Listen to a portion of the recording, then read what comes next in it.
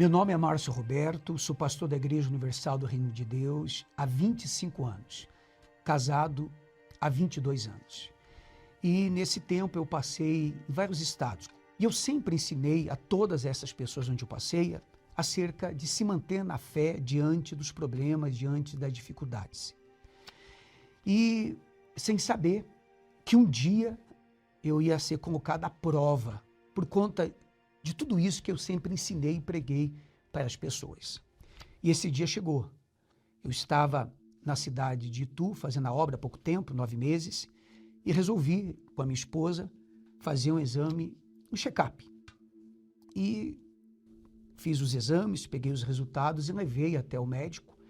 E ele, analisando esses exames, ele, então, olhou para mim fixamente e disse assim: por acaso o senhor não está sentindo nenhuma dor no corpo, não está sentindo nada? Eu disse: não, doutor, não estou sentindo nada. Por quê? Questionei a ele. Ele disse: olha, é que aqui, vendo os seus exames, o senhor tem um problema grave no rim. Os seus rins, não era nenhum, eram os dois, estão funcionando apenas 13%. O senhor tem insuficiência renal crônica. E eu perguntei: mas como assim, doutor? Ele disse assim: olha, provavelmente isso é genético, é de família. Ele imediatamente mandou fazer essa cirurgia aqui, ó, fístula.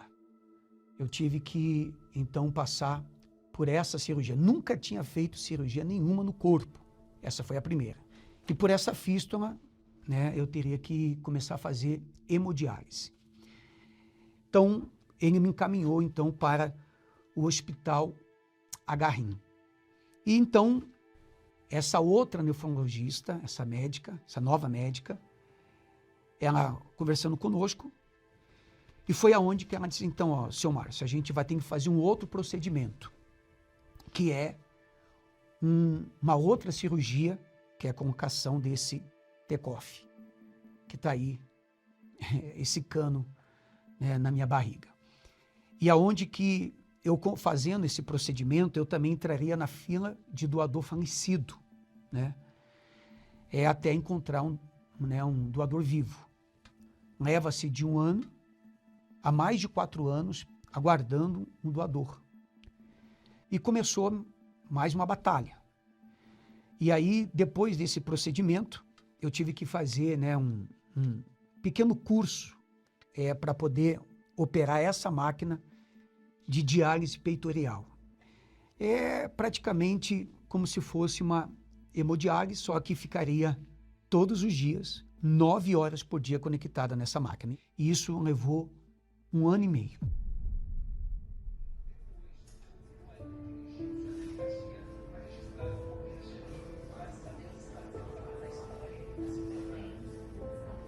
Passa na nossa cabeça um filme, assim, não é fácil,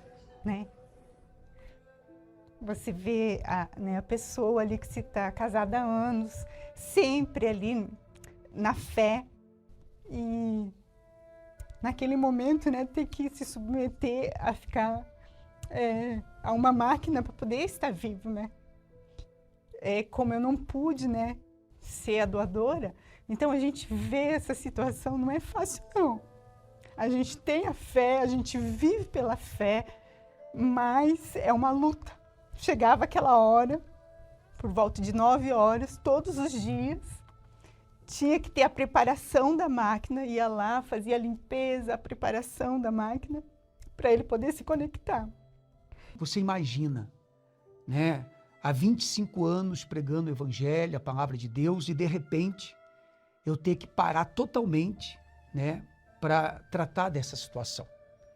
E isso foi a maior luta que eu enfrentei dentro de mim, porque eu queria estar no altar, mas nesse momento, a minha esposa pode me ajudar nisso, ela conversou muito comigo, então isso me ajudou.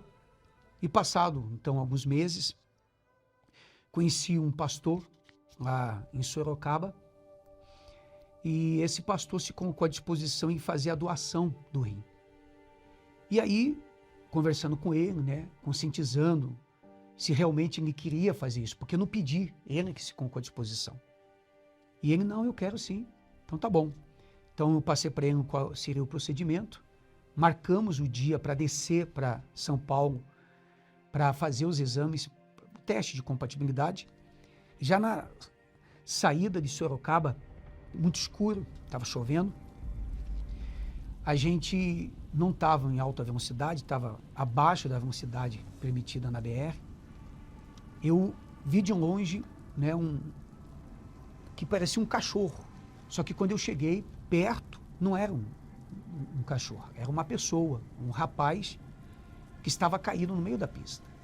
Então, eu já estava em cima. Para mim não bater nesse rapaz, eu desviei dele, só que o carro rodopiou e começou a capotar várias e várias vezes, pairando de cabeça para baixo.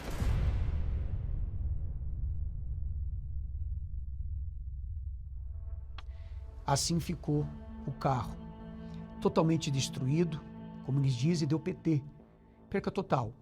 E nisso chegou os socorristas e foram para cima do carro, pela gravidade do acidente, né? Pela gravidade que ficou o carro. Então eles pensavam que tinha vítimas. E a gente falou, não, tem vítimas, as pessoas que estavam, somos nós.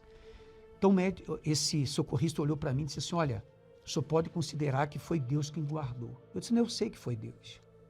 E eu pedi para que eles atendessem o rapaz que estava no meio da pista, até porque ele estava todo machucado. Os bombeiros então começaram a socorrer o rapaz, que já havia sido atropelado antes. Nesse dia, quando aconteceu esse acidente, nós estávamos muito felizes. E quando isso aconteceu, mais uma vez, nós tivemos que o quê?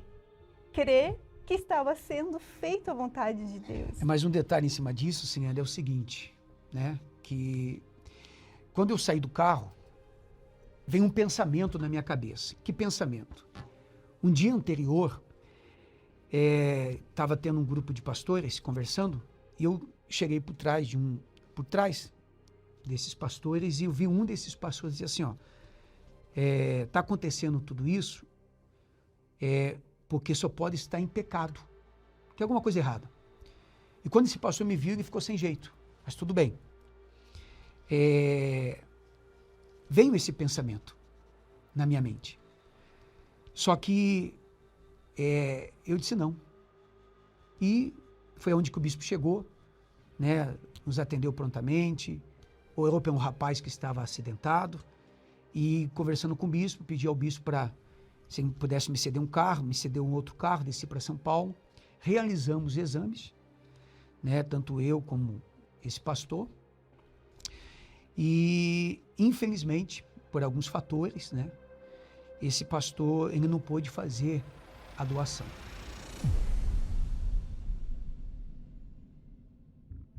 Eu pensava, né, depois do acidente, depois que não deu certo o pastor para ser doador, eu pensei, agora vai se acalmar essa tempestade, né? E passou, só que não. Em março de 2024, a gente acordou 4 horas da manhã e eu estava conectado ainda à máquina da diálise e a minha esposa entrou no banho. Só que quando ela entrou, ela já saiu gritando com a mão na cabeça. Gritando e gritando. Eu vi a minha esposa de pé, né, do lado da cama, pegando uma peça de roupa e desfalecendo, caindo. O que eu tive que fazer para minha esposa não cair? Eu arranquei rápido os canos que estavam conectados em mim e aí fui e consegui pegar minha esposa e colocar ela deitada no chão, né? E um líquido vazando e eu ali para minha esposa não se machucar. E nisso, eu chamei uma amiga nossa, pegaram a minha esposa e levaram para a emergência e colocaram ela, então, no corredor. Foi nesse estado que ela chegou? Foi nesse estado, então, que ela chegou. Até que chegou 2 neurologistas, perguntou quem eu era, disse, sou esposo, e eles falaram assim, olha, a sua esposa, ela está com aneurisma cerebral. Eles olharam bem para mim e falaram assim, olha, sua esposa pode entrar em óbito a qualquer momento.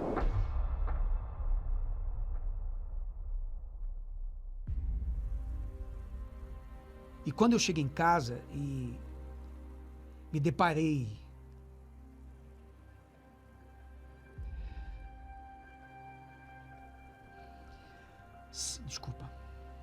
sem a minha esposa,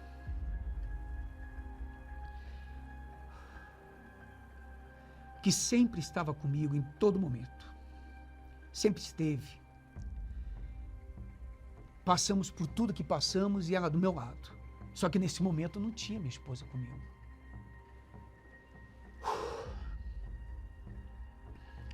Inclusive, quem me ajudava a conectar a máquina era minha esposa, que tinha que ter uma preparação para a máquina.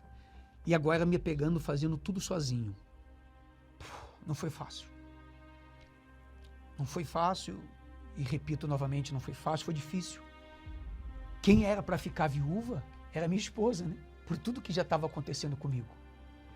E agora estava correndo um sério risco de eu ficar naquela situação e sem a minha esposa para me auxiliar.